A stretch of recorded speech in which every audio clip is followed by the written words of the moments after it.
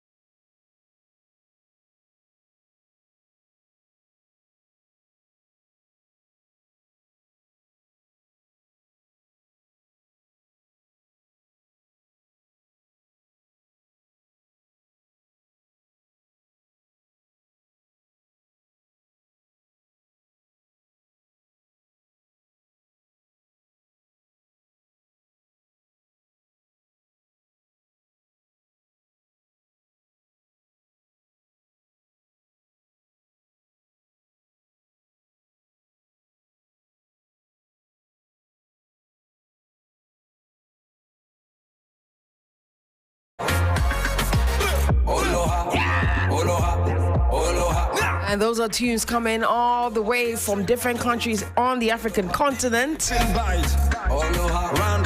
Specifically from Burundi, because today that is where we are exploring.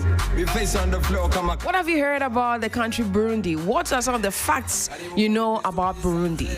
Which ones do you want us to demystify on the show? Well, today we're going to have all the conversation, everything. We're not leaving anything. We're going to unravel everything from food to culture to places to people to languages. Listen, today we're exploring Burundi like never before. And don't forget, because today happens to be Easter Sunday, Resurrection Sunday, so we're going to add a little bit of Easter touches to it, okay? So we want to know how you listening to us or watching us live on Facebook do celebrate Easter. So let me know. Maybe you might be, a national from a different country who's doing the listening to the show, or you're watching us live on Facebook. Well, just let me know how your country also celebrates Easter. Lifestyle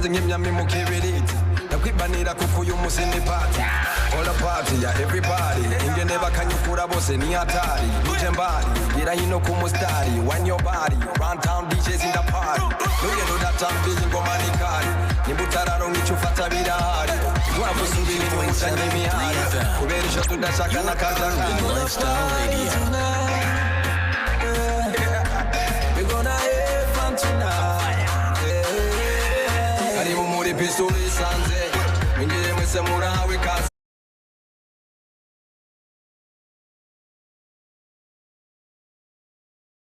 Small. Burundi is a very, very active country. Hey. But he said this is dance hall in Burundi, and this is like dance hall kind of. Ha! To the right, to the left. Come on, celebrate. To the right, to the left. One step, two step, yo. One step, two step. Come on, celebrate with me, because let's do a little research about the country Burundi. Let's start with some fun facts, okay? So Burundi is a small country with a staggering variety of landscapes, from soaring mountains to lakeside beaches. I love the description so far about Burundi. But what else do we know about this country? Well, officially, it has two capital cities, I believe, and I'm seeing that Bujumbura is the largest city and the main port of Burundi. It ships most of the country's exports. We're talking about coffee, we're talking about cotton, we're talking about tin, and it has remained the capital, or the city's economic capital, for ages. So in 2019, the Burundi government transferred the political capital from Bujumbura to Gitega. Okay, Gitega. Okay, so Gitega, making it the newest capital city in the world. So the city enjoys a more central location, unlike Bujumbura. It's located in the west of the shores of Lake Tanganyika. Ha! Today is where we are come to learn all the words. Tanganyika. I got it right. And it was formerly the capital of the Burundian monarchy. So Burundi, just in case you just tuned in, today we are discussing Burundi on Beats Africa, and I want us to have that conversation, about the fun facts of the country. We've just got to know that they have two capital cities.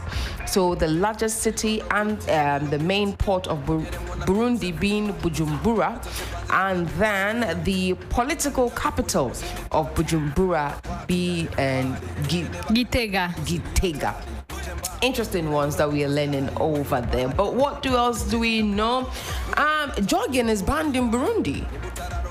Quite interesting. So my guest for today, actually, I have to rope her inside this particular conversation, and I have with me in the studio my guest for today, Florence. You've been hearing her name so far. She's been helping me with some of the pronunciation, but it's Florence Kwizera. Kwizera. Yes. Kwizera.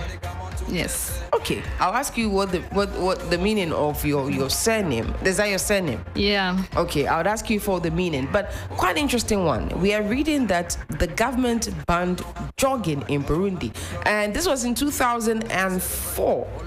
under the residence of Pierre Nkurunziza. They banned jogging. Why? Is during Burundi's long years of ethnic conflict, the Burundians started a tradition of Saturday morning runs to articulate fear and frustration with a tightening of government control. They would hit out in a group and jog, fearing it will cover for subversion. The president banned it altogether. This is in 2004. Did you know about this? No. You didn't know about this? No, actually, at that time I was too young. At that time, you're too young. But from that time to now, was it common to see people jogging in Burundi? Yeah, sometime now you can see, especially during weekends. Okay. There are people jogging. There are people who are jogging. Yeah. But in 2004, this is what we read, that under Pierre Nkurunziza. 2004. Actually, he was not the president. He wasn't the president, but he said the Burundian residents, Pierre Nkurunziza. It means he's wrong because he started to run at in 2005. 2005. Yes. Okay, so before he came in, then that was what's in there. Quite interesting, but thank you for that clarification. I mean, we're still learning about the country, Burundi, but we know that it is the home to the world's longest freshwater lake. That you cannot say it is untrue. So Lake Tanganyika is the second deepest and second largest in volume in the world. It's the second largest of African Great Lakes after Victoria Lake. The lake spreads across 4 countries, with most of its 46% sitting in Tanzania, and the Democratic Republic of Congo has 40%. The water flows into the Congo River system and out into the Atlantic Ocean. 2 English explorers, Richard Burton and John Speke, named the lake in 1858. Quite interesting facts about Burundi. When your body, round town DJs in the party. No, you know that I'm feeling go manicari. It's quite interesting how sometimes, we tend to describe things. I'm seeing that Burundi is also a home to a notorious man-eating crocodile. Quite interesting. You said what? You said no, that... No. No. But I think that they just want to describe that wildlife. When you talk about the Gustav, the crocodile, it's a huge male Nile crocodile that lives in Burundi, and of course there have been so many rumors with regard to that. It reminds me of a place here in Ghana as well, where we love to go and meet the crocodiles. Sometimes want to feed the crocodiles. It's Paga. Have you ever heard of Paga? No. I think Abiam will take you on a trip to Paga, so look out for that trip.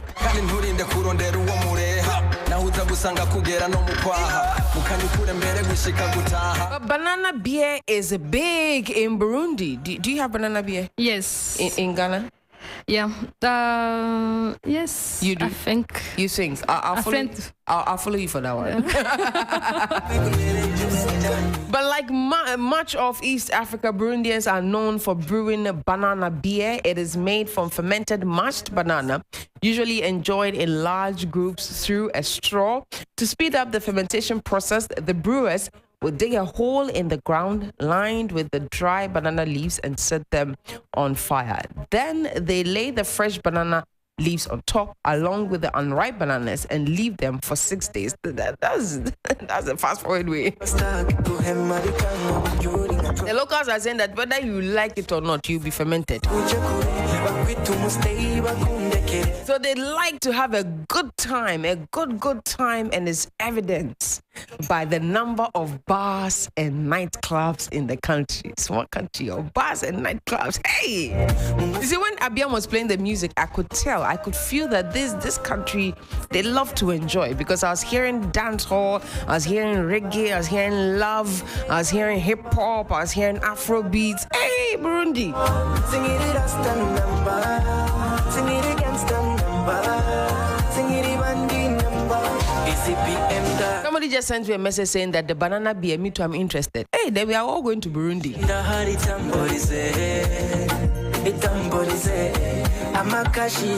Some good news I'm also seeing that Burundi won an Olympic medal in 1996. Kujana nishanzelize urimami watawanje mpora nsoma nkabona mu bitabo ukuntu nkukunda nkubuze ni fasta no mu bitaro. This was won in 1996. The first person to win this medal, it was actually a gold medal in athletics. His name, I believe, I would butcher, but you can help me. Venuste. Is it Venuste or Venuste? Venuste. Okay.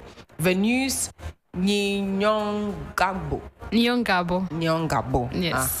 So he won the gold medal for Burundi in 1996. But 2 decades later, so in 2016, Francine Nyosaba also won a silver award in athletics. Francis, did I say that? I could just call you Francis. Hey, Florence. Yeah. Happy Easter. Thank you. Same to you. How do you greet each other in Burundi during the Easter festival? How do you say? Here we say Christ is risen. He is risen indeed. How do you exchange greetings during Easter in Burundi? Pasikanziza. That is a happy Easter. Pasikanziza. Yes. Okay. And you reply Yatwes. Yatwes. Yeah, it's like same to you for everyone. Like so, same to you in which language is this, if I may ask? Kirundi. Yeah. So the first one you taught me, I forgot. Pasikanziza. Pasikanziza. Yes. Which means Happy Easter. Yes. And I respond Yatwes. Yatwes. Yeah. Yatwes. It's reminding me of something. I'll figure it out later. But how do you say how are you also, in your language? Umezeneza or nisawa. Nisawa. Or the first one? Umezeneza. Medenet. Yeah. Umezeneza. I need to be dancing when I'm singing, when I'm speaking, because there's a rhythm to it. Umezeneza. And how do I say thank you? Murakodze or urakodze.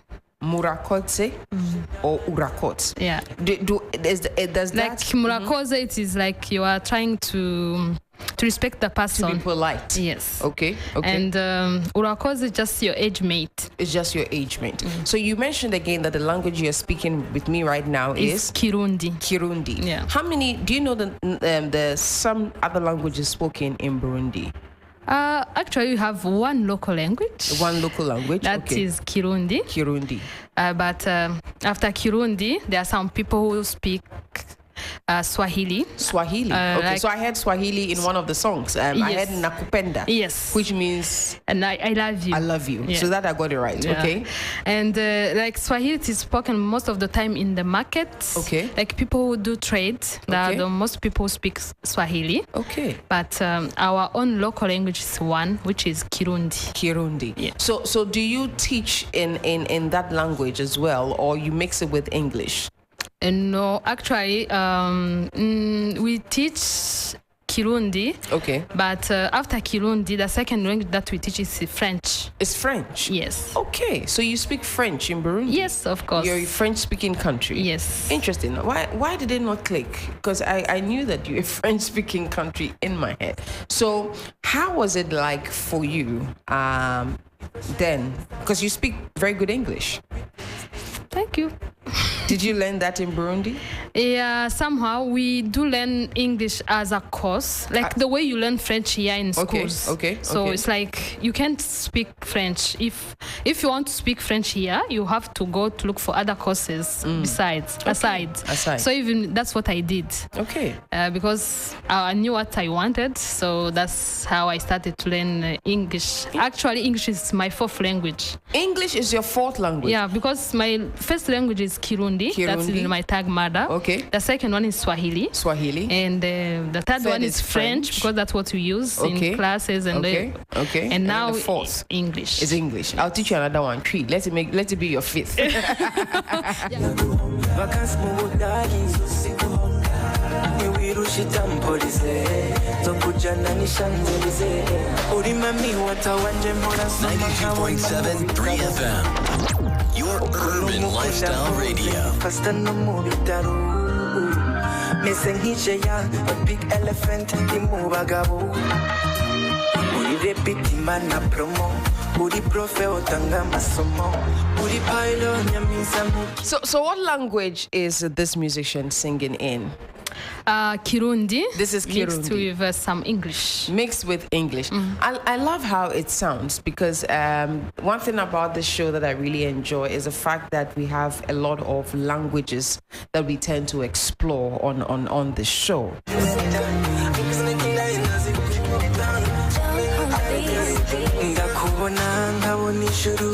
Accra gets busy on this frequency. 92.7 3FM. Nobody knows who you're the only a day na kuonyenda kwama. I want to say shout outs to dear Peppo, young producer. She says she's tuning into the show. Thank you so much, Peppo. Izo shaitani sawa sikuje kure bakwitu mustay bakundekere nagukunde ni mulumulu unashaka umparero izo kashna mapenzo bibarekere bakatiru bereke nturiwede batera. Florence is my guest in the studio, and today we are exploring Burundi, and I've learned at least two different things. Kirundi is our local language. Is the local language. Swahili is also spoken, but it's a French-speaking language. So those of you who are listening, Burundi is a French-speaking language. You taught me three things I have forgotten. It's not because I want to. I'm trying to remember. How do you say the same two again?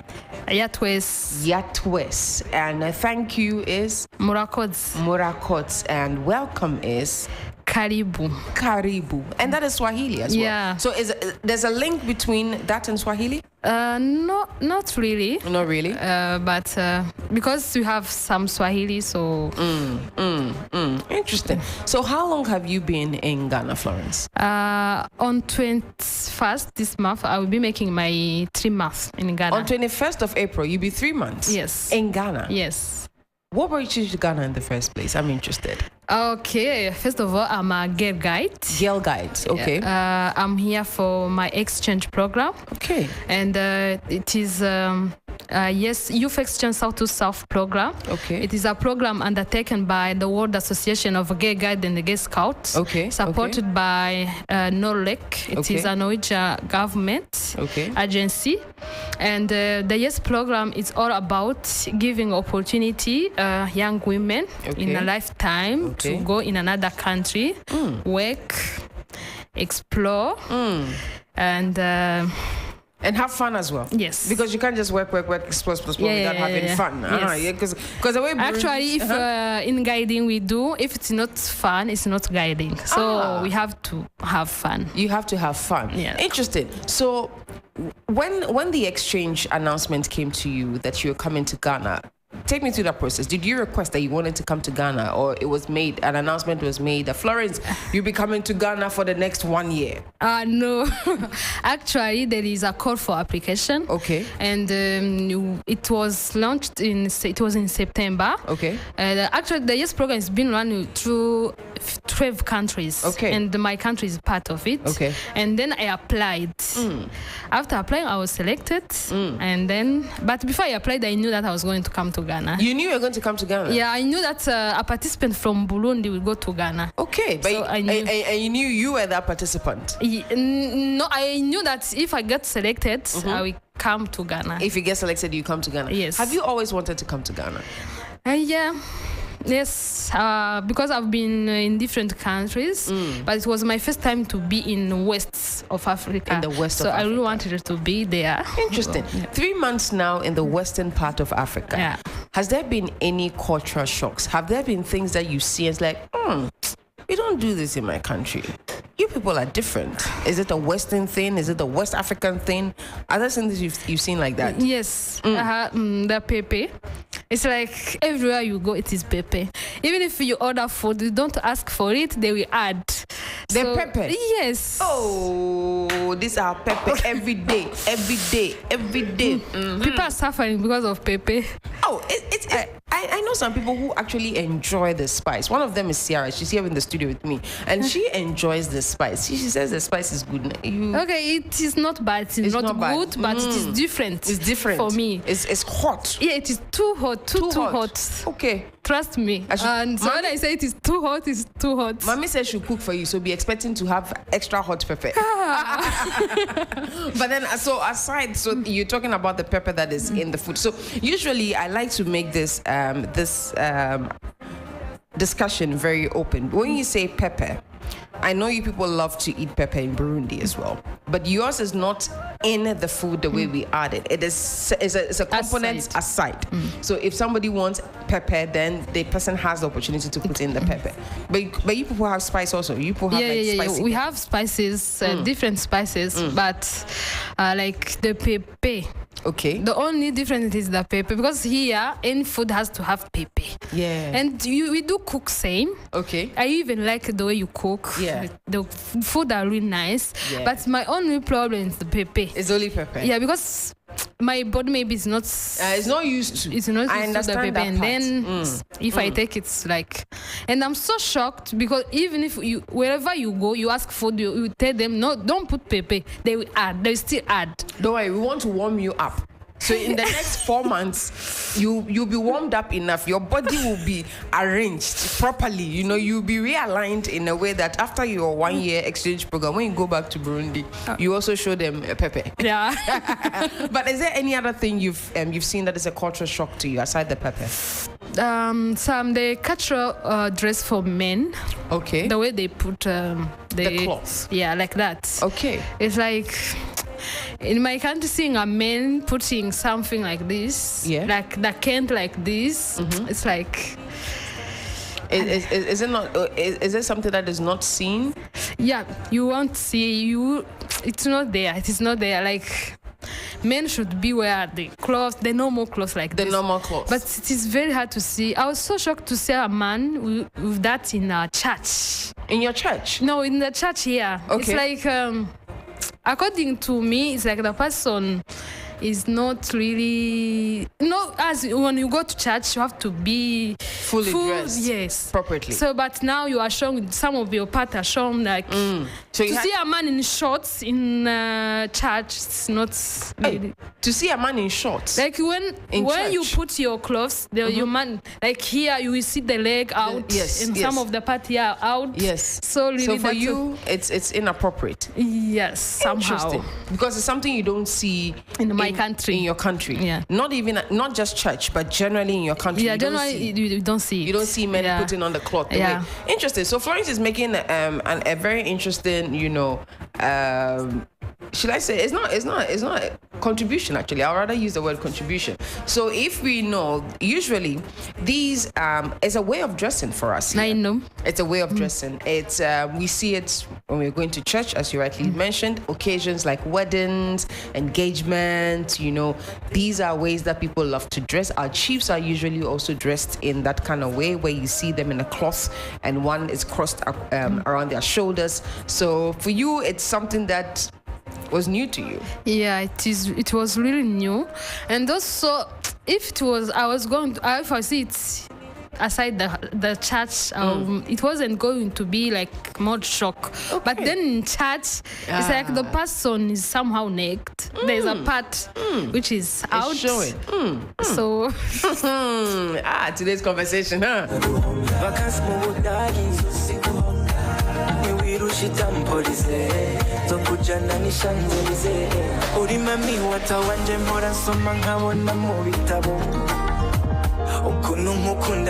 Interesting conversations we're having about Burundi so far. So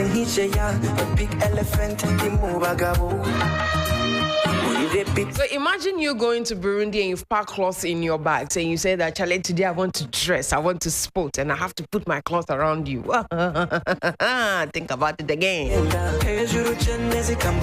Because you will then shock the entire nation. Everybody will be shocked.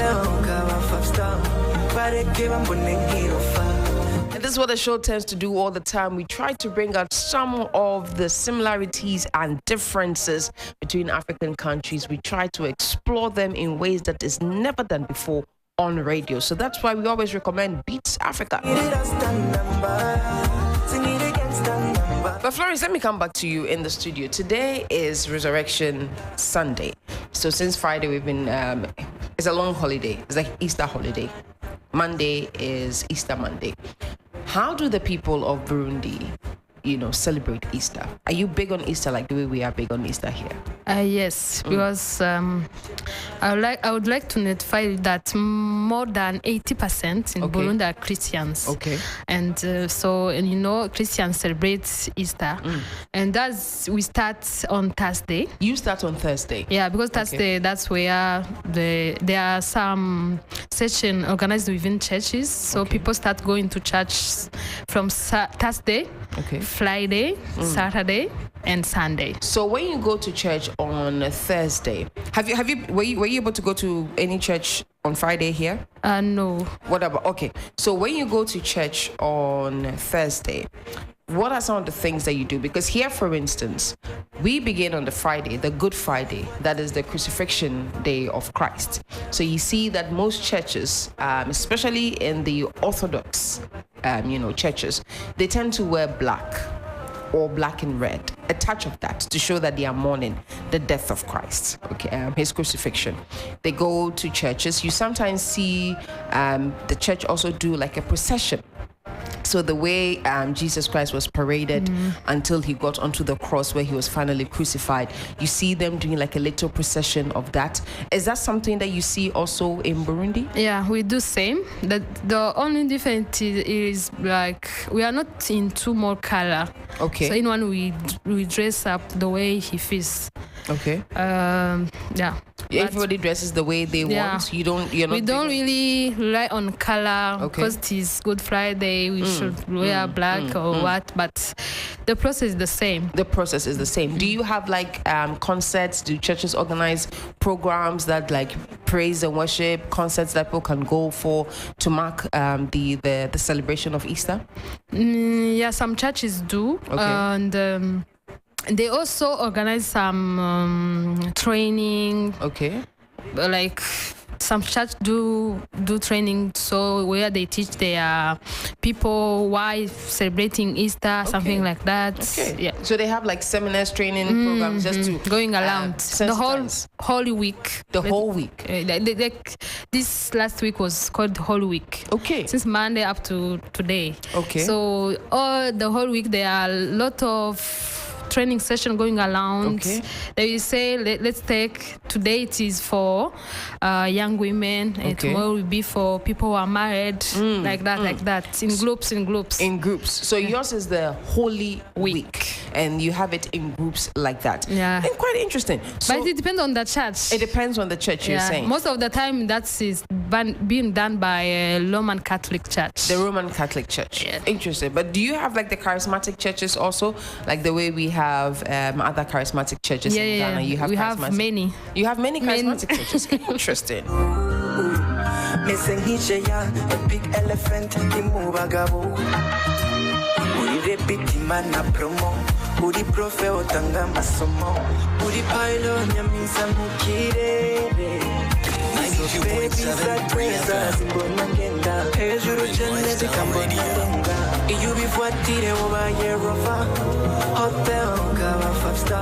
And you're still listening to Beats Africa.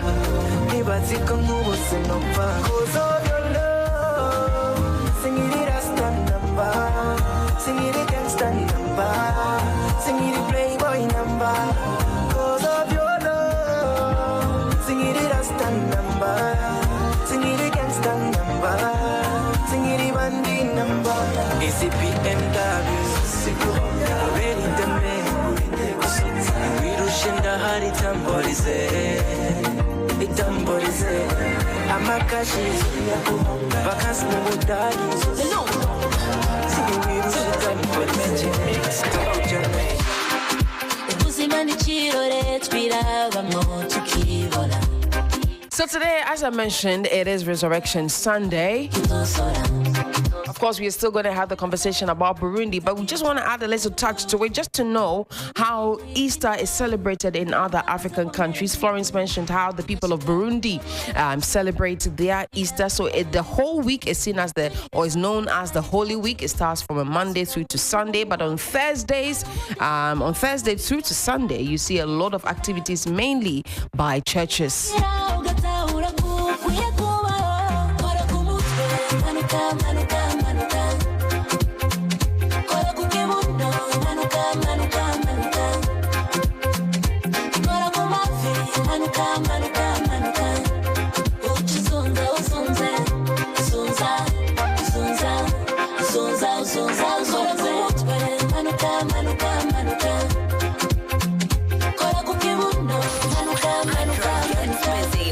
Frequency 92.7 FM.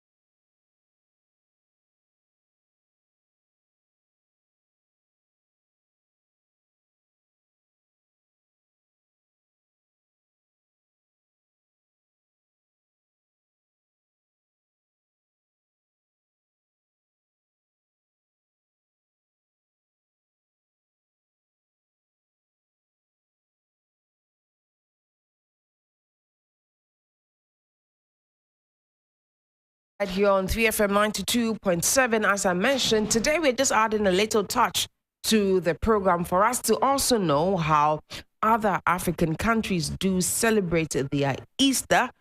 We did say, for instance, in Burundi, Florence says they do celebrate it it's actually a whole week celebration. So it's known as the Holy Week, where you can see most of them churches have programs or seminars just to sensitize people about why we celebrate in Easter, the need for us to even celebrate Easter. And then on Thursday through to Sunday, you see more of that.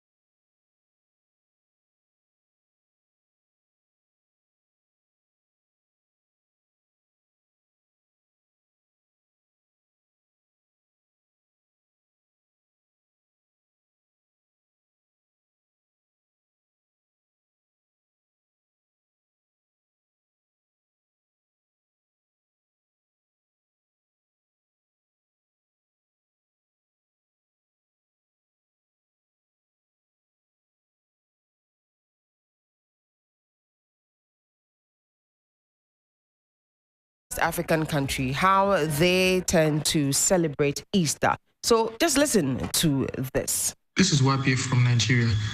Easter in my country is really, really celebrated. People are so excited, so happy. There are parties everywhere. People go to church. Nigeria actually appreciates the essence of Easter. Celebration, awakening after a long period of suffering. So people see it as an opportunity to actually resurrect, see it as an opportunity to start a new leaf. They see it as an opportunity to really hope that after days of walking, after years of suffering, there will always be a reward. So it reminds us that no matter what you're going through, there will be a day of resurrection. There will be a day of payback for all your sufferings. So Easter in Nigeria is really appreciated, and it's a very lovely day. Happy Easter. So that is Webe from Nigeria telling us about how Easter is celebrated in their country. Let's listen to the next. Andrea, all the way from sunny South Africa in Johannesburg. The Easter holidays has been just the break we need, hey? I spend my Easter time with family. We've been together on Friday, Saturday, Sunday, and tomorrow's our last day together. We just enjoyed each other's company. We haven't been seeing each other for such a long time, and we haven't had time to spend together. So Easter just brought us together. We spent our time eating loads and loads of food. Loads of sweet treats, Easter eggs, chocolate Easter eggs going around everywhere. We also had a lovely time in church, because there's a lot to celebrate around the season. We're thankful for what God has done for us. And yesterday, we celebrated Easter Saturday with a color picnic. So everyone in my family had a specific color, and then they had to bring treats and dress that certain color. It was a very beautiful experience and sight to see. So we are really enjoying Easter. We have lovely weather here in South Africa. It's sunny. People are buzzing. Everyone's traveling. A lot of energies, happy energies just flowing around in South Africa during this time of the year. And everyone's also just enjoying the break. We are really enjoying taking time off work. One more day and we go back. So enjoying the rest of this break.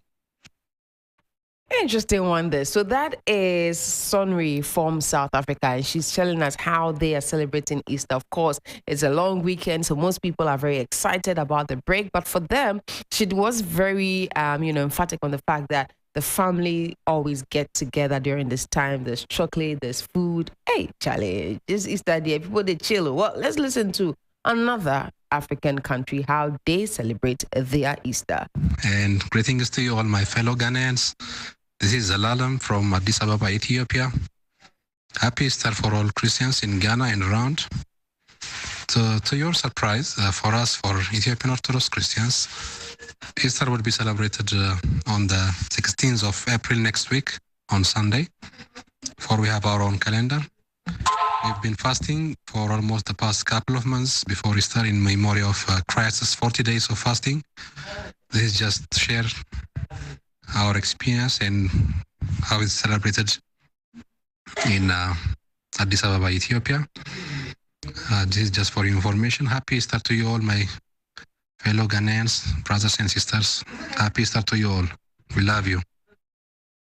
Hey, that is Zalalem from Ethiopia, and they will celebrate their Easter. So Easter Sunday will fall on the 16th for the people of Ethiopia. Bear in mind that they do have their own calendar that they follow through. So he mentioned that it will be on the 16th of April. But however, they've been fasting for 40 days. Hey, Abiam, next year you are celebrating Easter in Ethiopia. Say, Mami, let's fly him there right now to celebrate the Easter next year in Ethiopia. Then we'll call you so you give us vibes, tell us how he's doing. So that is Zalalem from Ethiopia. The SR is laughing because you should know that. Okay, let's go to the next country on this.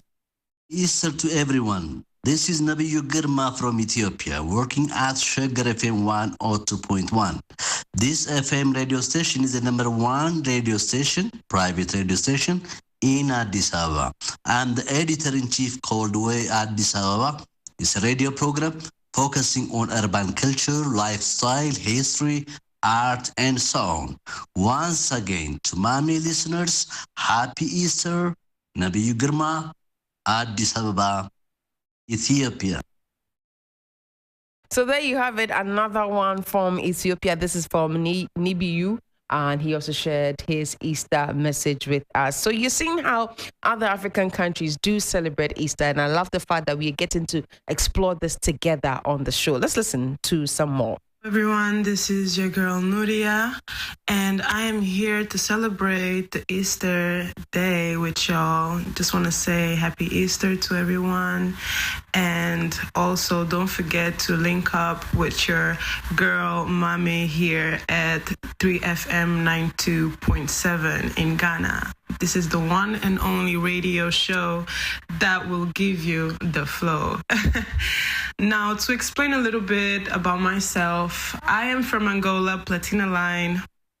And in Angola, we celebrate Easter just the same way as the Portuguese, because in history, as you know, we were colonized by the Portuguese. So they brought out Christianity in our country as well to some other African countries. So we take the time to be grateful for Jesus' resurrection and also to think about the others in our community.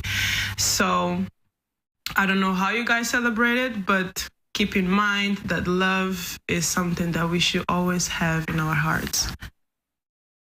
I love this message that came in from Nuria from Angola. She says she doesn't know how we celebrate here in Ghana, but we should always know that love is the message that people are sharing with each other on this day, all the way from Angola. Shout outs to my international producer. Let's listen to more. Kisses. Hello, a very big hello from Lusaka, Zambia. Well, how do we spend Easter in Zambia? Zambia is a Christian nation, so mostly people spend Easter in church. Yeah, mostly people spend time in church with their families. Like today, I was in church with my children and saw many other, Zambians. Well, there are people who have rice probably after church, but mostly it's just church, and church. Happy Easter to you. So mostly in Zambia is church after church. And this one came in from Balawa from Zambia. Let's listen to more. I'm really enjoying this. I hope you that you're listening to us on the show, you're also enjoying these messages and also getting to appreciate how Easter is celebrated in different African countries. Hello, everyone. This is your girl Nuria, and I am here to celebrate the Easter day with y'all. Just want to say happy Easter to everyone. I think that because I got carried away, I went to play back New Year's message. Hey!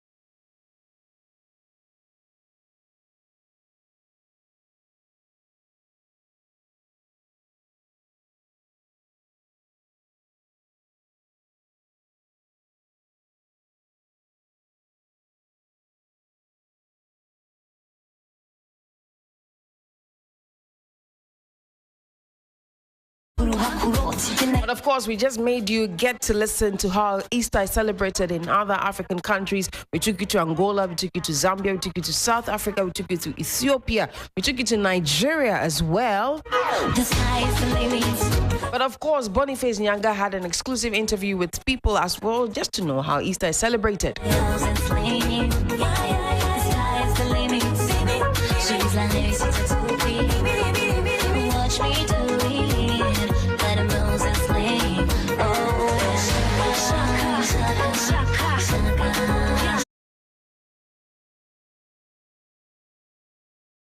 So let's listen to Boniface Nyaga when we return.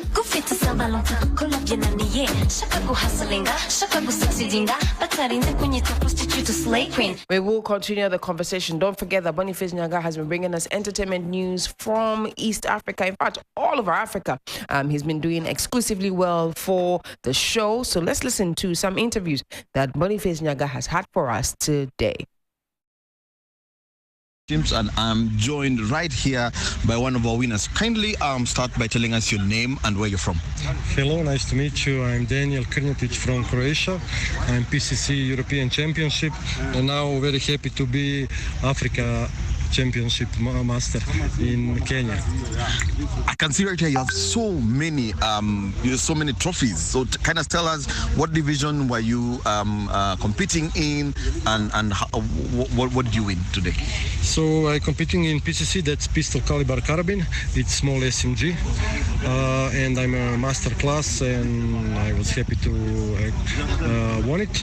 And also as best international shooter, I got the prize for the place. So was this your first time in Kenya, and is this your first time in Africa?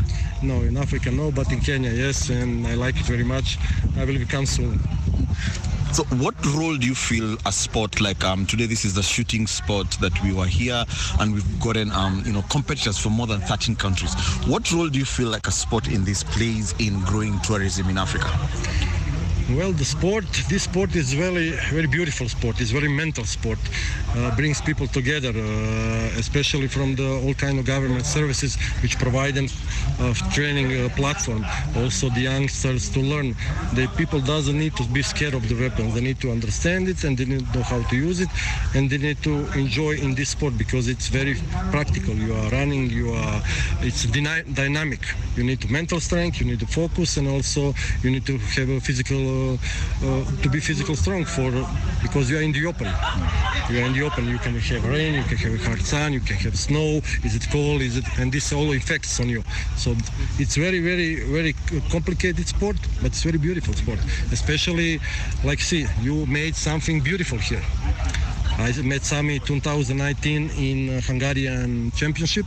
We were in the same squad, and he was talking to me about this vision, what he was planning to do, how to do it. And now 4 years after this, look at this. This has not happened in Europe. This kind of organization, what happened here, has not been in Europe. So this is beautiful. I hope to see it also next year, every year after this, and I'm going to gladly to support it and come. So this news is actually going out to Ghana. What's your words to all the listeners in Ghana? If this is organized in Ghana, would you be willing to go? Of course, because this is making friendship, making relationships, making together, support each other. This is what I'm saying, why this is beautiful. You make all around the world go and help each other, support each other to grow. Because all of this has the other parts that go around him. You fill hotels, you fill restaurants, you come the other people, they give advertising for you, marketing for you, and all this shows you on the map. And somebody shows you, okay, here's the Africa Championship, this is Nairobi, let me see Nairobi, beautiful parks, beautiful this, and it grows. This is not just the sport, everything which goes around it. This is why this is beautiful. Thank you very much, sir. Thank you, sir. Also in the country, some news that have just broken actually just a few minutes ago. Employees from a very popular restaurant called Oysters Bay were crying out to the Nairobi governor, just pleading with him to reopen the restaurant. So the restaurant was shut down just on Thursday, just as the Easter was really just starting to kick in. It's a very, very popular high-end, restaurant that was shut down. What the authorities were saying to shut shut down because of noise pollution. But so today the employees actually called for a press conference, and they've said that they have actually complied with every single need or every single regulation that the authorities had placed in front of them. But unfortunately, the restaurant is still closed, and some of the lawyers, the lawyer of the hotel was also of the restaurant was also there, saying that, you know what, this is not an actual club, it's actually a restaurant. They play music sometimes, but they keep within regulations. And some of the things they're saying is that there's a potential that there's some powerful people who are using the regulators to try and shut down the Oyster Bay. And so it's really broken. Actually, it's news that has broken just a few minutes ago. And so we're following up to see more about Oyster Bay, because it's more than 300 people who stand to lose their jobs. And it's also a big entertainment spot. So also a lot of people in the entertainment area, in the entertainment sector, are following that story very closely to see what will the authorities do. Hi, Dela. Yes, another week, another great show right here at Beats Africa. So in Kenya, a lot has been happening, actually. So I've been covering it's a shooters competition called IDPA, International Defense Pistol Association African Championship. So we had shooters from all over the world. Dela, if you've never shot a pistol, it is exhilarating, it is fun. We were here with the top shooters who are competing in different categories, and I've just spoken to Daniel, who is a master shooter from Europe, Croatia, and he was here to represent his country. And also here in Kenya, he has also won in his division. And we had over 250 shooters from 13 countries. Can you imagine that?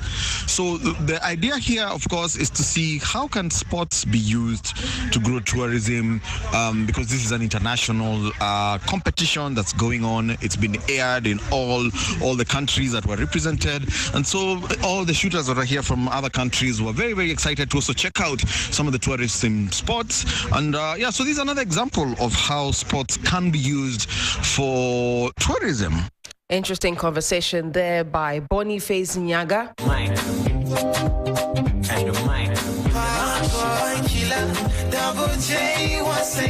Still tuned in to Beats Africa Radio on 3FM 92.7. He was asking me in the interview if I've used a pistol before.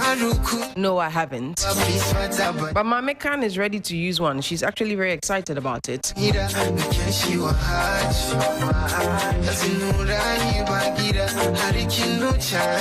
made me understand that it's something that she would learn. These are interesting things that we can all learn in the future. But DJ Abiam has just confirmed, ladies and gentlemen, that he will be in Ethiopia next year for Easter. We'll be doing the 40 days fast as well with the Ethiopians.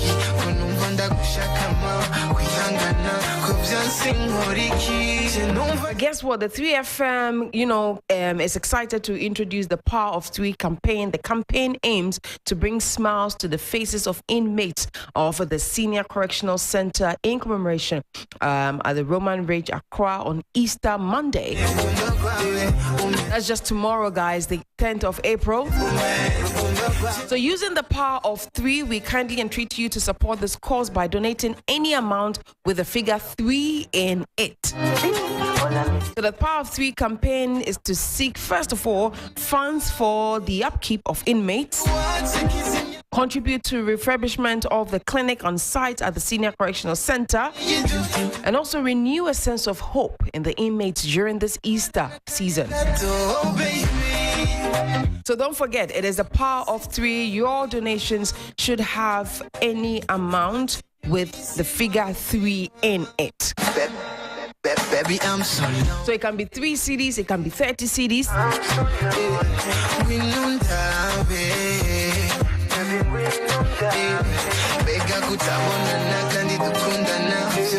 It can be 300 CDs, it can be 3,000 CDs.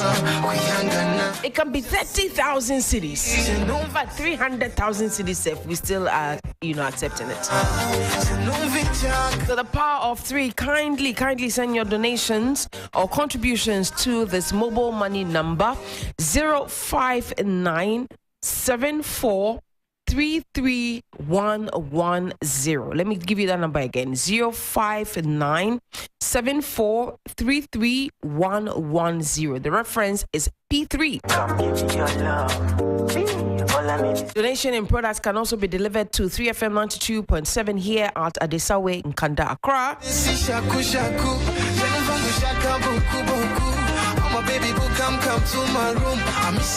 Don't forget, we are making this donation tomorrow, Easter Monday, April 10th.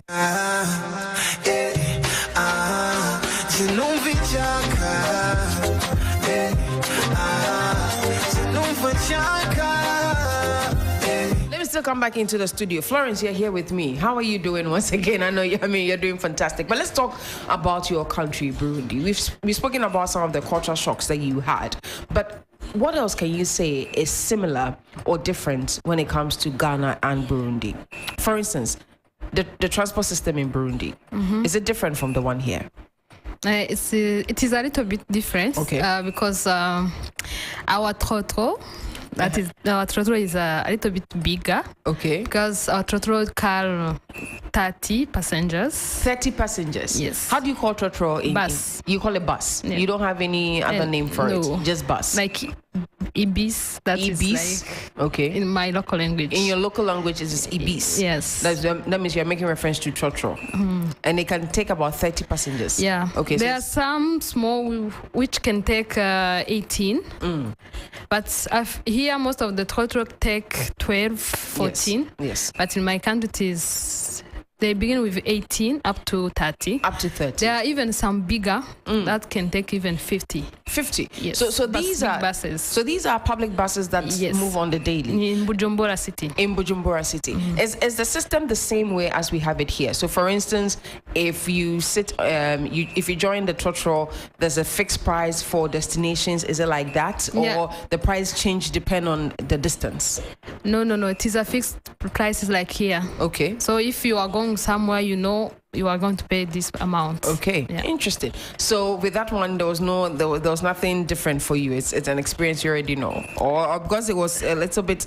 Is it spacious in the buses in Burundi? Is it much spacious than the ones here? Yeah, because some buses have dustbin inside. Okay. In Burundi. Yes. Okay. So when you just finish to drink something, you throw it in the dustbin. And another thing is like your buses before they leave the bus station, they are not full. Okay. I don't know why. In my country, the bus to leave the bus station, it has to be full first. It is a requirement to be full. I don't know if it is a requirement, but they wait until it is full. They wait until. Well, when you go to some of the bus terminals, that also happens, So, for instance, 37 Circle, Accra, they have the loading, the loading station. So that place, you'd get to see the buses getting full. But when you're on the road, you're going, people will alight, they will get off, they'll not get to the end point or the final destination. Somebody might get off in the middle of the destination. So that's why sometimes you see that the buses look a little bit more spacious, because there are people who have gotten off the bus and then they make provision by putting passengers again on the bus by loading them. Is that something you see when people get off in Burundi? You don't load again? You load, but what I'm talking, it's like you see Tema station. Yes. So before the bus leave the Tema station, if it is full, they will come and then close the bus. Okay. So I don't understand why. Because as the bus to leave the final terminal, it has to be full. It has to be full. And then leave. But here, if they have to wait like 5. If it is around 10, the bus will have to leave. If it is full, they come and then tell you go and take another bus. Take another bus. Interesting. But so was that as you mentioned, something that is not new to you? It's not different. Just that the only thing is the buses that have to leave, whether they are full or partially full. Yeah, but that was actually the I've been asking myself why they have to live partially full. Why not? Even if they are full, they have to. There are some people who come and they say, "No, you go in the other bus. This one it's okay." This one, like, they are going to pick people on the way. Yeah, maybe that could be the reason why. So when you came in, that means that transportation wasn't something that was difficult for you. No. It was quite easy. It was easy. Let's look at the economical differences. People have always tend to say that living in Accra, I like to make that difference, not in Ghana, because we're talking about Accra as you are. Living in Accra sometimes is costly. Is it the same for Bujumbura? That's the capital in Burundi. Yeah, actually, in every country, living in the city is costly, but here it is very costly. Right. Like, for instance, things here are very expensive, related food. Like let's take Irish. Okay. Like here I see like 1 kg of Irish is 40 cedis. That's around almost 4 USDs. Okay. And in my country with 4 USDs, you will get almost 5 kgs of Irish. Okay. So your currency again is the from Burundi, like beef, Burundian international francs. Burundian international francs. We call it beef. Yes. Let's do a convention then. From what you've said, if you have to convert, let's say, 1,000 Ghana cedis, to beef, that is your Burundian currency. Yeah. What are we getting? How much will we get if we have to do that conversion? First, the 1,000 Ghana cedis. It is how much in USD? It is like 100 USD. So now as of yesterday, the dollar was buying 10 cedis 80 pesos. So let's say that would be $100. Let's say, let me just give it as $100. Okay, then now $100 in my country, according to the official exchange rate, it is 200,000. 200,000 beef. Yeah, because 1 USD it is around 2,000. According to the exchange rate. Oh yeah, from the official bank. Yeah. Okay, so 1 USD in Burundi is 2,000 beef. Yes. Around that. So we are looking at 200,000 beef. What can if I should come to Burundi and I have such an amount of money in my hands, just to make sure that we are getting the picture clear when it comes to the cost of living between Ghana and Burundi. What can I buy with that 200,000? Food. Okay. No, like what can I buy? Is it food? Can I build a house with that? I'll build a house. That one you are exaggerating. So what can I do with that? With that 200, that's one. Let's take that you can go out. Okay. And enjoy the whole night. Drink whatever you want. Wow. But not. And I'll spend all that at a sitting when I go out. I'll spend all that 200. No. Okay, there'll be change for me to come home. Yes. Okay. It will depend also on what you are going to take. Okay. But actually, Accra is expensive. Quite interesting there. New era music. New era. I've read that the people of Burundi like to party. That's why you people have a lot of bars. Like your nightlife is very attractive to a lot of tourists, because sometimes you party till what time? 6 in the morning? It depends on the area. Okay. There are most of the people party up to 10 in the morning. No. 10 p.m. Yes. So what time do you start? It depends. Okay. Like if it is a normal bar, people will start around 6. Okay. 5, 6. And they will go home at 10 or 9 p.m. Okay. But 9, if it is like most of the karaoke start at 8. Okay. And ends at 10. Okay. And after 10, there are some people prefer to continue with nightclubs. Okay. But I'd go home. Interesting. So this Easter, would there be like an extension? Because you keep mentioning 10. So will these bars that close at 10 decide to, prolong it and say, okay, because it's Easter, so let's close at 12 and those Yeah. They are going to, because it is special day, so people are going to chill. Trust me, they chill. We like beer. Hey, you like the banana beer? Yes. That banana beer, I have to our local beer. It's your local beer. Yeah. Interesting. We also have another local beer, not banana. It is called Plymouth. Yeah, beer. Okay. We have Amstel beer. We have Bock beer. Hey. And most of foreigner people like Bock beer. I have tried the Bock beer before. I think I tried this beer in Sao Tome and Principe when I went there. And quite a popular, brand. I think it's from Burundi. It's from Burundi? Yes. Interesting, because then we're seeing that on the streets. I was like, okay, this beer is quite interesting. Let's just Was taste it nice? It was good. My mother is listening, so I can't say if it's nice or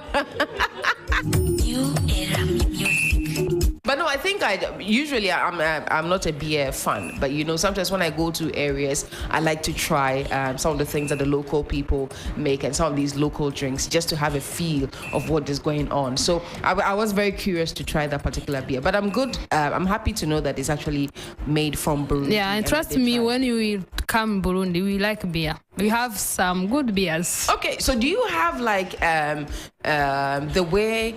Okay, so that means that beer will be popular in your pubs and things. But for some countries, for instance, they like milk. So like they have like a milk bar, a bar that you go and then you just have milk, whether it's warm milk, cold milk, whatever you want to do with the milk. Is there something a setup like that in Burundi where because of how you people consume a lot of beer, you have like a place that's every day, all day. It's beer. not like we consume a lot of beer. We just like because we have nice beers. If you read the word chat, you put number one. But is that something like that? Yeah, we have some cafeterias. Where they say you can get milk. Warm milk, cold milk. We have even special milk called Ikivuguto.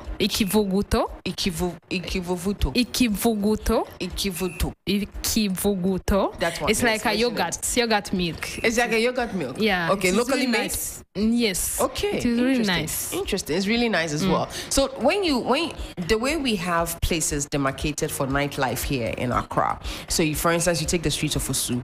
You see it's quite busy at night. You can take some parts in East Legon, Bauleshin. You can take some parts in Tesano. You can take some parts in Jowulu. Is that the same in Burundi? Are there places that for instance, nightlife is rife in that area? So like in my country, in central.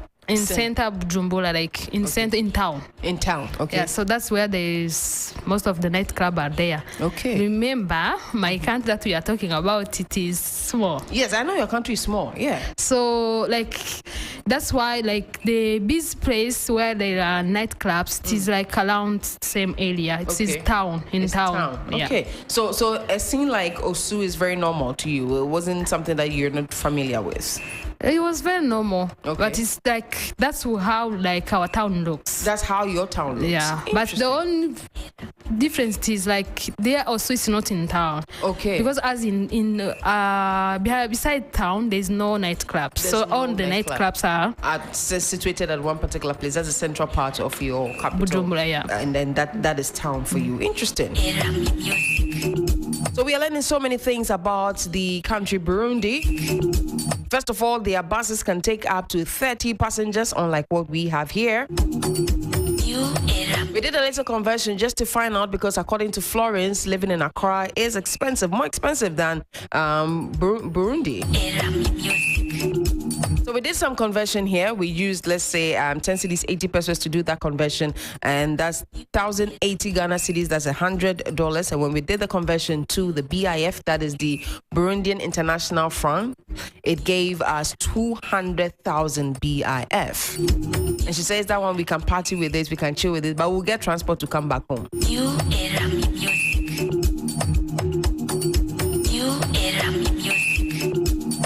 I'm learning so much about the country Burundi. And for them, nightlife is something that you should experience because they love to have a good time in Burundi, coupled with their very own local beer, the Burundian banana beer and bulk. Interesting. 92.7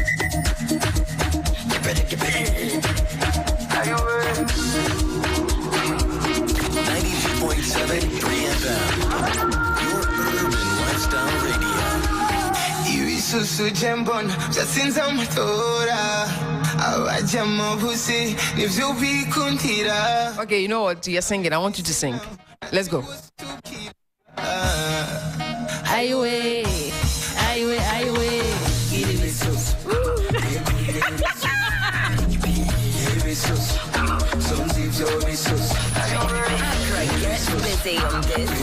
What does it mean? What does that mean? What does it mean? I don't want to translate. Oh, you don't want to translate? Yebo.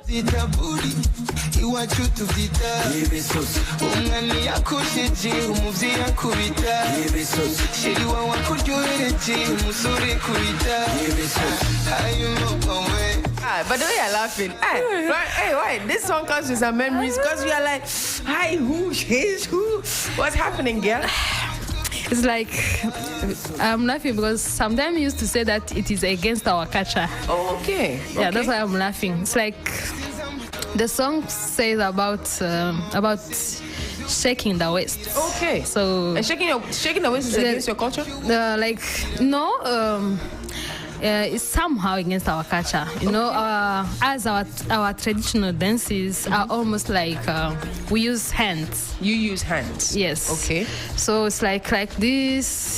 So when you are shaking, it's a little bit against culture. It's really? like no. It's like. It's inappropriate. It's yeah, inappropriate? But in Burundi it's okay. Maybe if you are in rural place, shaking sometimes. So it's like. So when you say a song and someone says shake it, you have to shake your hands. You have to do like this. Shake. No, don't shake like that. That's not when you are dancing traditional, you shake your hands. Okay, your hands. Like, okay. Because we are related to cows. You are related to cows. Yeah. But how does the cows have their. You see how the cows. Horn? Yeah. Hey. So that when we dance, it's like. Oh. You know how the cow be moving? Okay. So like. So hey, wait, this culture I need to understand it very well. So you are. So like this. Yeah, it's like even a woman. To say that a woman is very beautiful, they always rate her with a cow. Hey. How do you right now I want to tell my producer something that she's very, very beautiful. So I should say that mommy is looking like a cow or what? What do I say? No, mommy, sorry, I'm sorry to use it for that example, but she said me. Just different. Okay, so what do you say? It's like, you know, when they are coming to pay a dowry. Okay, yes. And they will say, we are coming to look for a cow, something like that. And instead of them to say a bride. Yeah. Instead of them to say bride, they say we're coming to look for a cow. Yeah, sometimes they let a woman, a beautiful woman as a cow. Like, do you know the way a cow look? Hey, which of the cow? I've been seeing some cows, eh? They are very suspicious cows, oh. So imagine if the person marrying is a Ghanaian and we are doing the traditional, ceremony where we call the knocking, and you come and you tell the woman's parents that you are looking for a cow, and the groom. So we be the one. Is that they used to refer him as that person who looked for the cow. So it's like we are coming. We have seen that you have a good cow, like. Because here we say flowers, right? Abiyam, we say flowers. We come and we say, oh, we want to pluck. Our son has seen a beautiful fly in your house, or want to pluck it. But I've not heard them saying that we have seen a beautiful cow and we are come take the cow away. Very, very interesting. No, I'm liking how things are very synonymous to other countries. That's why I'm saying that I'm just trying to wrap my mind around you adoring somebody and saying that, and attributing that beautification or that adoration to a cow. Because I think we had a program last week as well. One of our guests was saying that for them, their tribe, the symbols, there are some animals that symbolizes their tribe. So because of that, they don't eat, those kind of animals. But if you were saying that, to say that a lady is very beautiful in Burundi, and you attribute it to, we've seen a beautiful cow and we are coming to take it. You bought you cow? No, we eat. Hey. So what the beautiful ladies in your region, they are consuming them? They be saying that when they are coming to pay dowry. Okay. So it's not like a commonly say that a woman, if it's beautiful, is a cow. No. Okay. It's just they use that in speech. Okay. It's a way of speaking.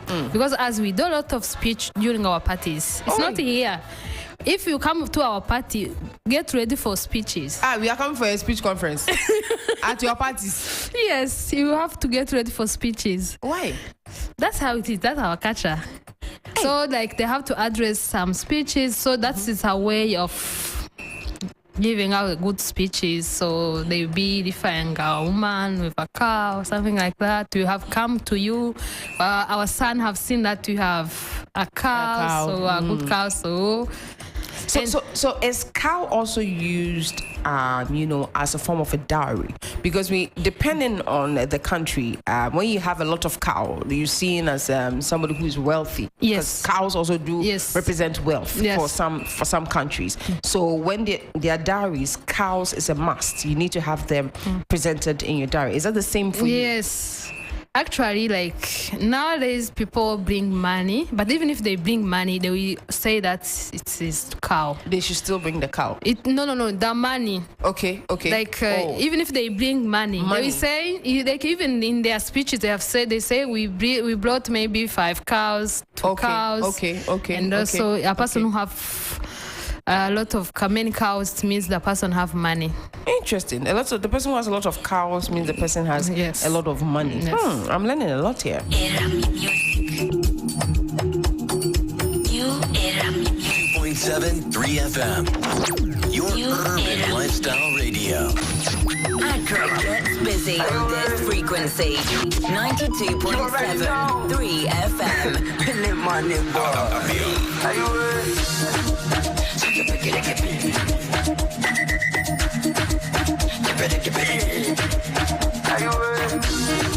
Oh, I'm learning a lot today from Burundi. So for them, instead of them saying that, we've seen a beautiful fly in your house, we want to plug, they say, hey, I've seen a cow.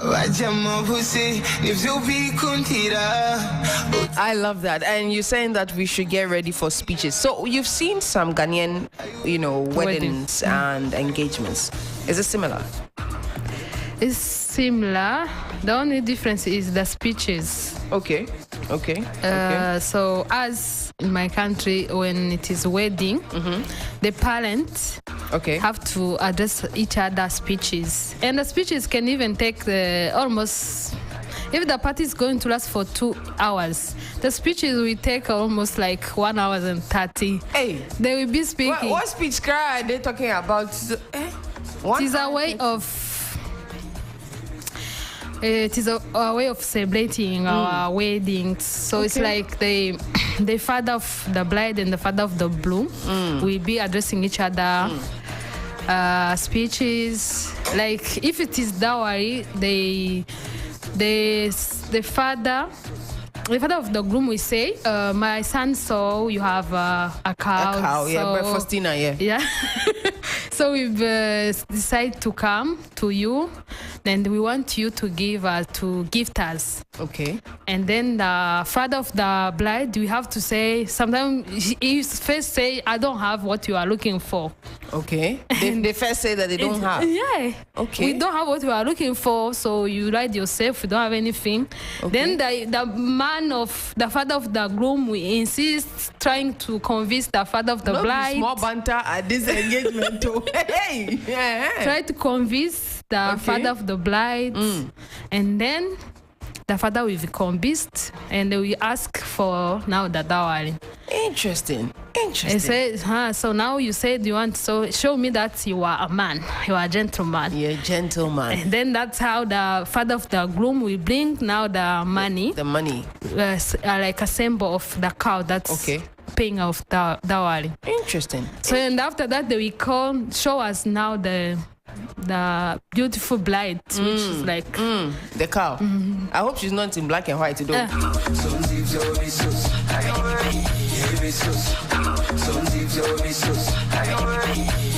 But you people do the partying and dancing like the way we do it. Is it elaborated like the way our weddings and engagements are? Yeah, the difference is us, the bride and the groom don't dance. Oh, they don't dance. So it's people to dance for them. Okay. This is on the wedding day? Yes. Even the dowry day. You hire people to come to dance for you. Wow. So you don't There is people club. Yeah. Who do that? It's their business. So if you have a wedding or what, you tell them they come. Wait, Florence, wait. So there are people whose job for that is to dance for the bride and groom during their wedding ceremonies, dowry ceremonies. Then you hire them, you give them money, and they will come to your Interesting.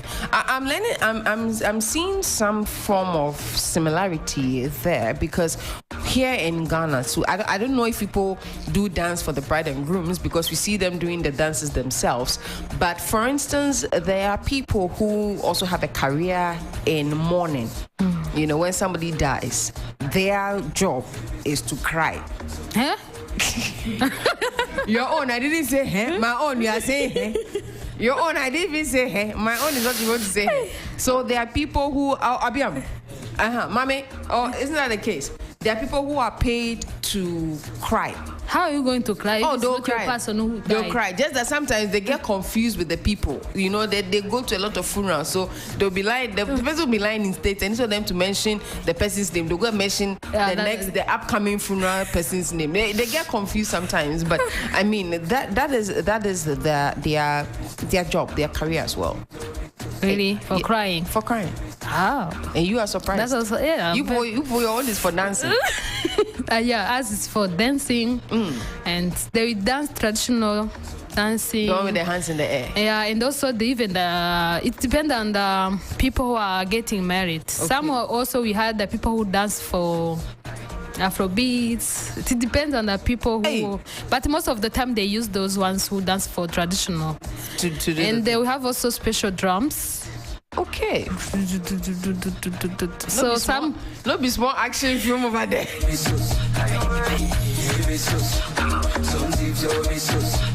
Oh, we are discussing Burundi today. Listen, I can sit and have this conversation with Florence for hours.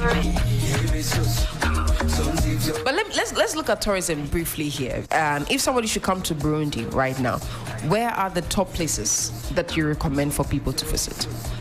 We have national parks. Okay. We have around more than 5 parks where you can find different animals. Okay. As we said, we have crocodiles. Okay. And Lucy's Park. Okay. We have chimpanzee. We have monkeys. Okay.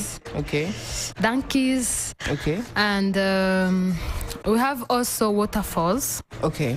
Are they in the central part or they are spread maybe in the northeast? We have west? first Lucy's Park is next Bujumbura. That is west of Burundi. Okay.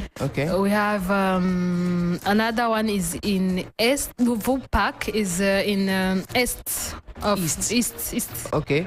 Sorry, I'm mixing with my French. No problem. I understand. East of Burundi. Okay. And water flows. It's in south.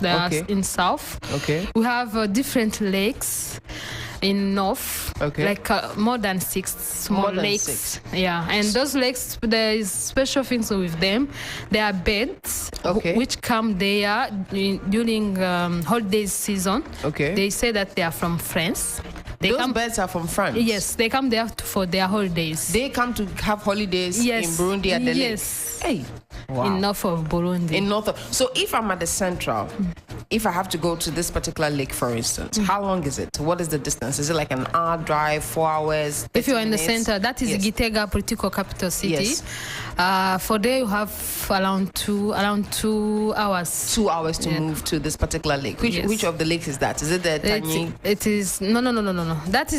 It is Chohoa Lake. Guhinda Lake. They are in Kirundo province. That is north of Burundi. Okay. Otherwise, the Lake Tanganyika is in west of Burundi, around Bujumbura. And that one, that one has special things. It has a fish called mukeke. Mukeke. Yeah, it is very nice. You will love it.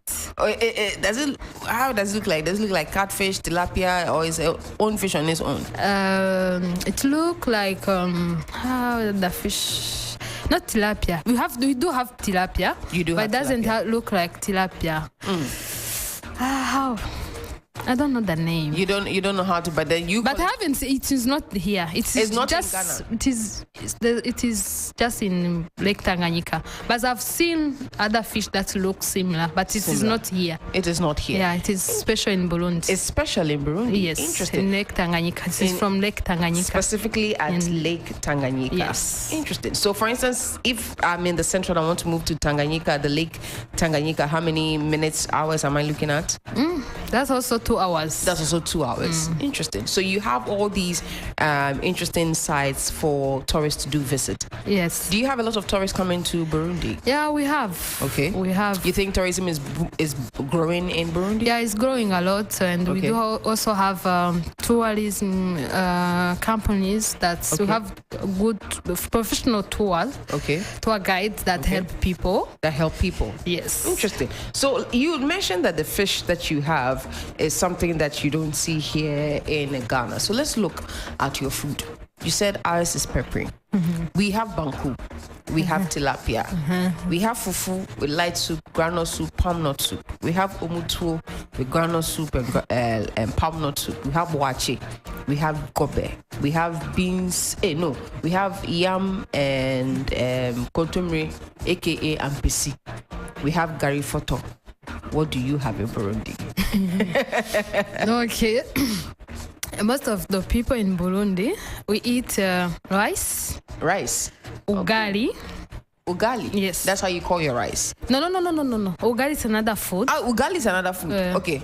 It's like ugali. It is made from cassava flour or maize flour. Okay. And you boil the water, and then you add the flour slowly. After you stir it, and once it is thickened, it is ready to be eaten. I think people from Volta region, they know what I'm talking about. So it's similar to akpele then? I don't know. Is it like the banku made? No, the banku, because it is fermented. Okay. Ours is not fermented. Yours is not fermented? Yeah, you use the normal maize flour. Okay. Yeah. Okay. Interesting. And then what else do you have? So you have gari, you have rice, you have ugali. We have what we call isombe.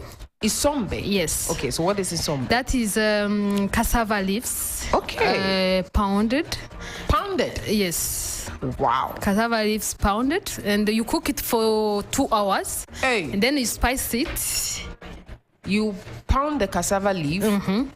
You cook it. The pounded one is cooked for 2 hours. Yes. Then you add spice. After the 2 hours. And no. Once you are cooking it. Yeah. Okay. You once you pound it, you add it to water, and you add same time you add palm oil, spices. You even add pepper if you want. Okay, if you want. And also you add some. If you want, also you add some beef bone. Okay. And some spices. It is very nice. It's very nice. You will like it.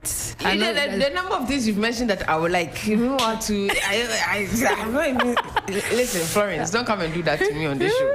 But I'm sure I'll like it from the description. But just that I don't think I'll have 2 hours, to prepare one. So is this something that you eat on its own, or is eaten with It's eaten rice with rice.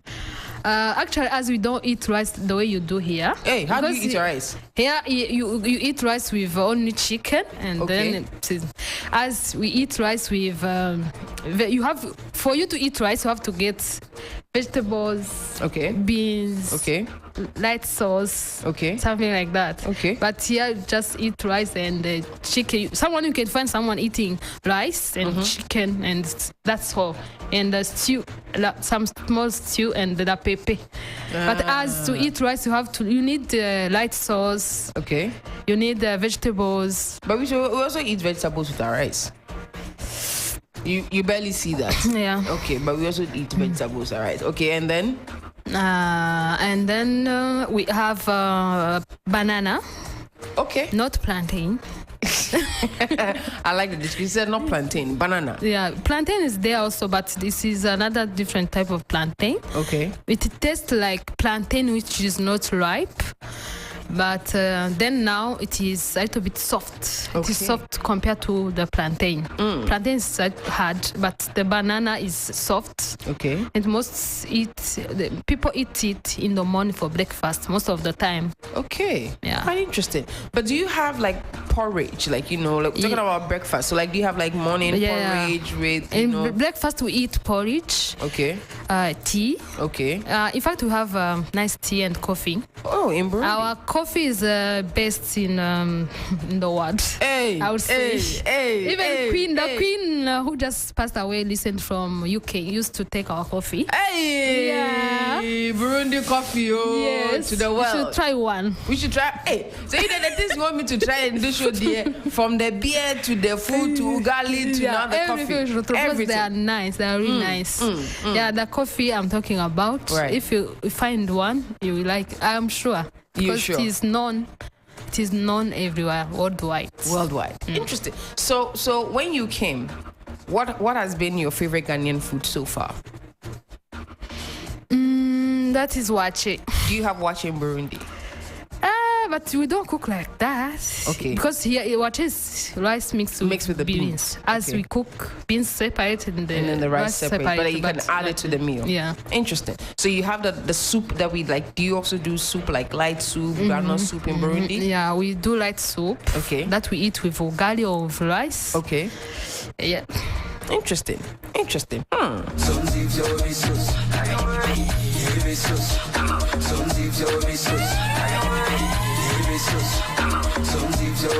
Oh, my guest Florence is from Burundi. And we've been exploring her country together with all of you who have been listening to us live on 3FM 92.7 and also watching us live on Facebook.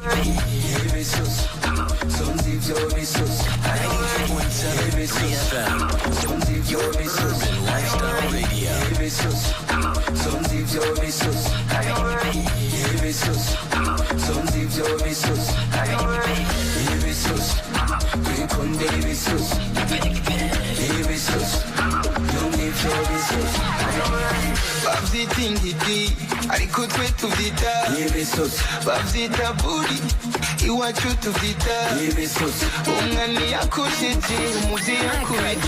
Busy on this frequency.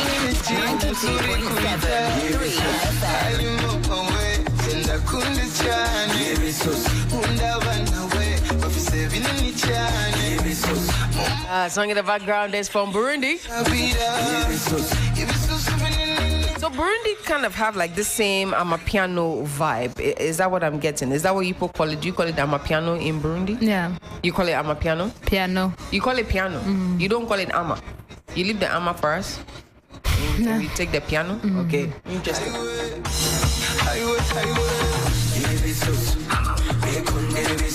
So this is piano music in Burundi? Yeah. Or you just say jams. Anything that we can jam to is jams.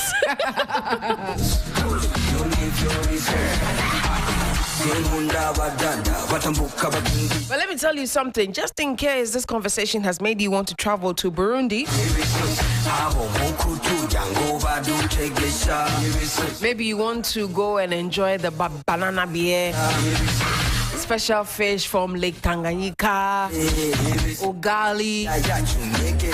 You want to go to the club in Burundi? You want to attend some wedding in Burundi, so you see how the cows are giving. The brides are giving away with a description of cow. If you're a Ghanaian, you're required to have a visa.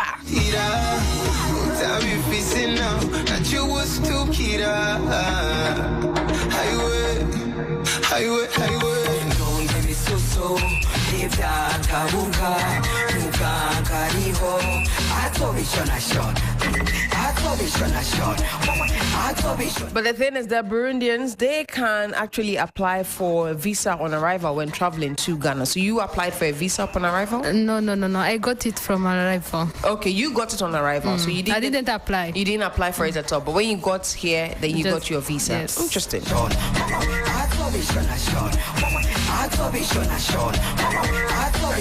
Is there a particular dance that these kind of music goes with in Burundi, or it's just vibes again? Yeah, it is. You have to lift your shaking. hand. No. Okay. That is shaking waist. Oh, this one you can shake waist. Yeah, that is the meaning of the song. Shake waist. Shake waist. Yeah. Okay. Shake proper. Shake proper. So how do you say it? What language is this? That is Ibisusu. That is Kirundi. Kirundi. Yes. So how do you say the shake waist again? Sonzibisusu. Sonzibisusu. Sonzibisusu. Hey, susu baba.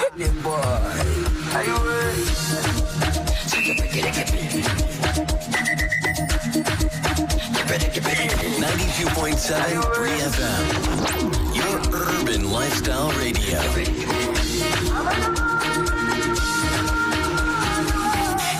Susu jembon, jasinza matora. Awajama busi, nivzubi kuntira.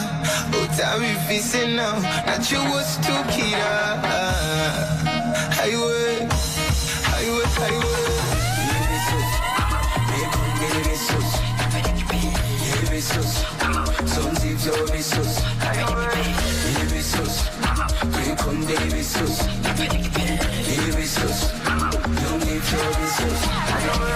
Babzi tingiti, ariko twe tuvita. Babzi taburi, iwacu tuvita. Umwani yakojeje, umuvyi yakubita. Sheri wawe akuryohereje, umusore kubita. Ayo mwawe, ndakunda cyane. Nkunda abana we, bafise binini cyane. Mu maso nituhareba twe kutirabira. Ibisusu binini nivyo bidushinura. Ibisusu jembon, jasinza amatora. 3FM 92.7 Urban Lifestyle Radio Station. Bifise now, nachuwa stukira. Highway.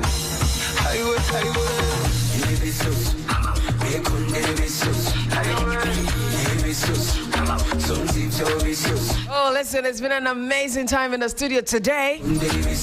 Time check exactly 5 p.m. It's time for us to say goodbye.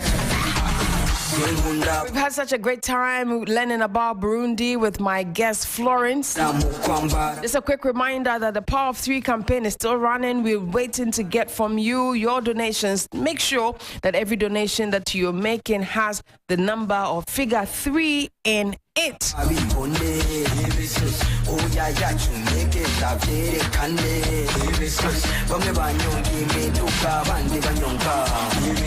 My name is Dela Michel. Thank you so much for your company today. We'll be coming away same time next week with another interesting conversation. Watch out for the country we'll be exploring. Till then, Beat Africa remains your #1 radio show that explores Africa like never before. How do you say goodbye, Florence? Bye. Oh, there's no other language for goodbye. Tuzosubira. Kizosubi for me. Tuzosubira. Yeah, that one means we shall meet again. We shall meet again. So from Florence and I, you say Tuzosubira. We shall meet again.